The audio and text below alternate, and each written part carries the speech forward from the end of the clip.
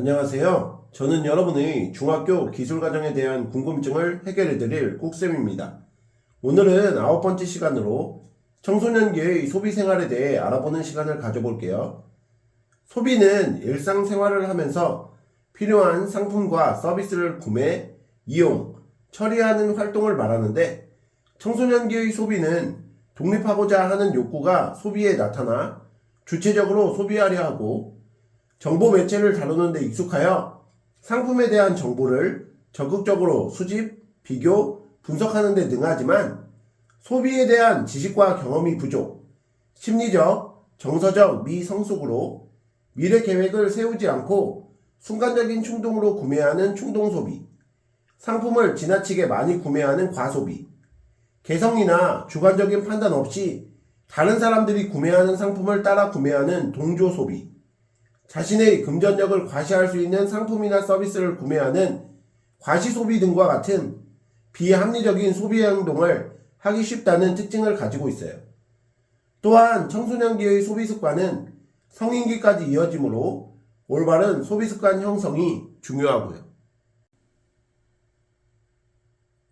기술의 발달로 다양한 상품이 대량 생산되어 상품 선택의 폭이 넓고 다양한 경로로 광고를 접하게 되면서 상품의 선택과 결정이 더욱 어려워졌으며 정보통신 기술의 발달로 전자상거래, 해외 상품 직접 구매 등이 보편화되고 지속가능한 소비, 공정무역 상품의 구매, 공유 경제 등 새로운 소비 양식이 발생한 현재의 소비 환경에서 합리적인 소비 행동을 하려면 어떻게 해야 할까요?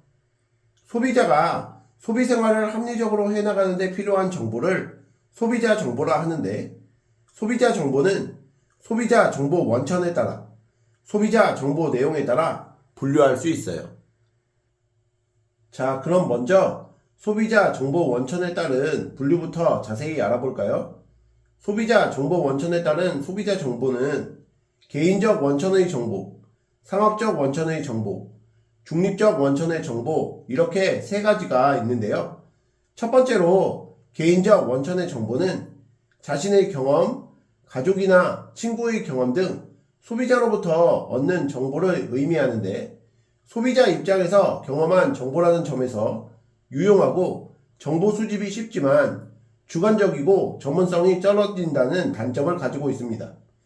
두 번째로 상업적 원천의 정보는 광고, 판매원의 설명, 사용 설명서 등 판매자나 생산자가 제공하는 정보를 말하는데 판매를 목적으로 하는 정보이므로 쉽게 얻을 수 있는데 과장될 수 있고 충동구매를 부추길 수 있어요.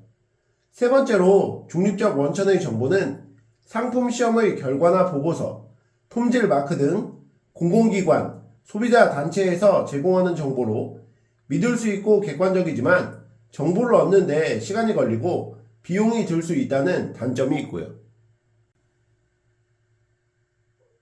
자, 그럼 먼저 소비자 정보 원천에 따른 분류부터 자세히 알아볼까요? 소비자 정보 원천에 따른 소비자 정보는 개인적 원천의 정보, 상업적 원천의 정보, 중립적 원천의 정보 이렇게 세 가지가 있는데 첫 번째로 개인적 원천의 정보는 자신의 경험, 가족이나 친구의 경험 등 소비자로부터 얻는 정보를 의미하는데 소비자 입장에서 경험한 정보라는 점에서 유용하고 정보 수집이 쉽지만 주관적이고 전문성이 떨어진다는 단점을 가지고 있습니다. 두 번째로 상업적 원천의 정보는 광고, 판매원의 설명, 사용 설명서 등 판매자나 생산자가 제공하는 정보를 말하는데 판매를 목적으로 하는 정보이므로 쉽게 얻을 수 있지만 과장될 수 있고 충동구매를 부추길 수 있어요. 세 번째로 중립적 원천의 정보는 상품 시험의 결과나 보고서, 품질 마크 등 공공기관, 소비자 단체에서 제공하는 정보로 믿을 수 있고 객관적이지만 정보를 얻는 데 시간이 걸리고 비용이 들 수 있다는 단점이 있고요.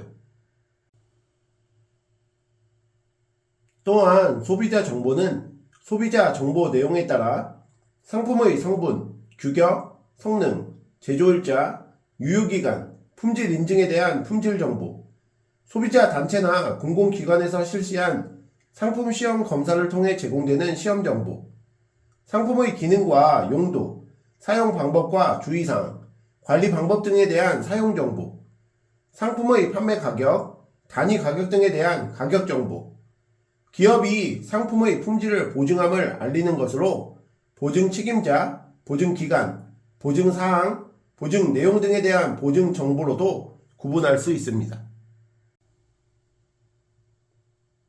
소비자 정보를 수집하고 난 뒤에는 최선의 선택을 하기 위한 구매의사 결정 과정을 진행해야 하는데, 제일 먼저 상품을 다 썼거나 못 쓰게 되어서인지, 꼭 필요하지 않지만 갖고 싶어서인지 구분하는 구매하고 싶은 마음이 생기는 단계인 문제인식.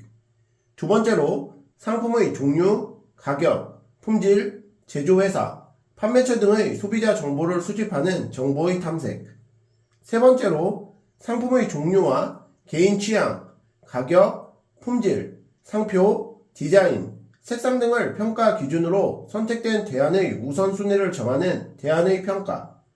네 번째로 대안의 평가 과정에서 가장 적합하다고 결정된 상품을 구매하는 구매. 마지막으로 구매 결과에 만족 시 재구매, 구매 결과에 불만족 시 교환, 수리, 환불하거나 다음 구매의 새로운 정보를 탐색하는 등 구매 결과를 평가하는 구매 후 평가 단계를 거쳐 구매 의사 결정 과정이 이루어지게 됩니다. 자, 이제 소비자의 권리와 역할에 대해서 살펴볼까요? 소비자가 시장 경제를 구성하는 주체로서 가지는 경제적인 주권을 소비자 주권이라 하는데, 그중 안전할 권리, 정보를 제공받을 권리, 선택할 권리, 의견을 반영시킬 권리, 피해 보상을 받을 권리, 교육을 받을 권리, 단체 조직 및 활동의 권리, 쾌적한 환경에서 소비할 권리를 소비자 8대 권리라 합니다.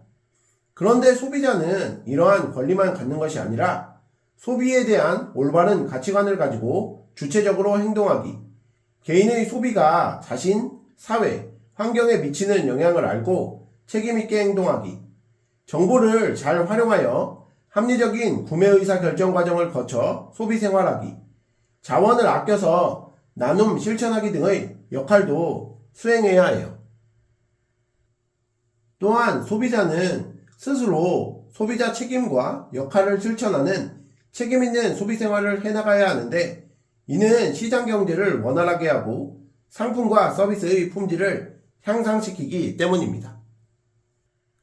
다음으로 사업자가 제공한 상품이나 서비스를 구매하고 사용하는 과정에서 소비자가 느끼는 불만과 신체적, 심리적, 경제적 손실을 통틀어 소비자 문제라고 하는데, 소비자 문제에는 상품의 안정성에 관한 문제, 부적절한 정보 전달에 관한 문제, 선택의 제한성과 관련된 문제, 피해 보상에 관한 문제, 환경오염에 관한 문제 등이 있어요. 소비자 문제는 판매자 또는 사업자와 해결이 안되면 한국소비자원, 행정기관, 소비자 단체 등을 통해 합의를 시도하고, 이마저 안되면 한국소비자원 분쟁조정위원회를 통해 조정을 시도하는데, 조정이 실패하면 법원을 통해 해결해 나가야 합니다. 자, 그럼 오늘 배우신 내용을 바탕으로 문제 풀어볼게요. 1번 변화하는 소비 환경에 대한 설명으로 옳지 않은 것은 이라는 문제인데요. 1번 다양한 상품이 대량 생산되어 상품 선택의 폭이 넓어졌다. 이것은 맞죠? 2번 소비자가 직접 아이디어를 내고 스스로 상품을 만드는 일은 거의 없어졌다. 이것은 잘못된 표현입니다. 오늘날에는 다양한 소비자의 모습이 나타나고 있는데요. 그중 하나가 스스로 필요한 것을 만드는 사람들이 만드는 법을 공유하고 발전시키는 메이커 운동이에요.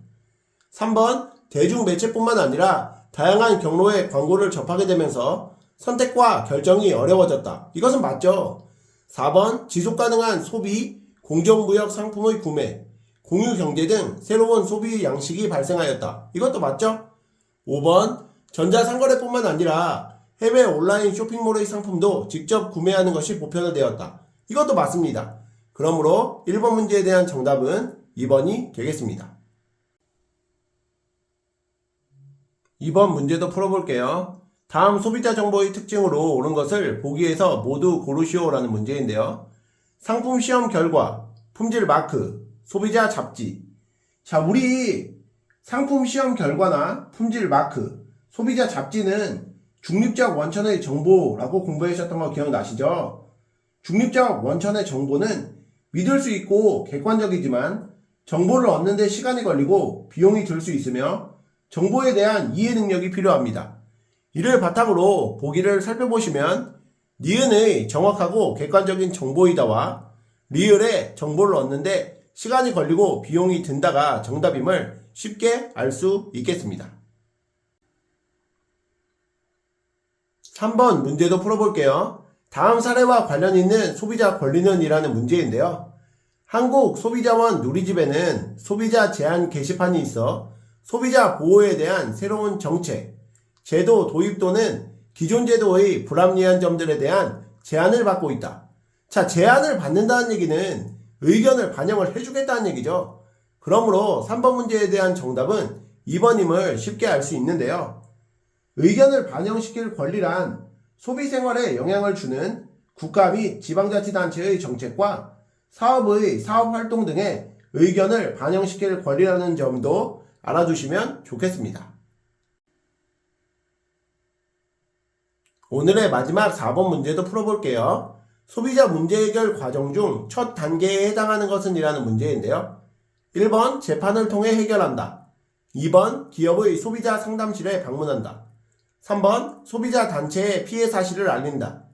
4번 소비자 상담센터에 도움을 요청한다.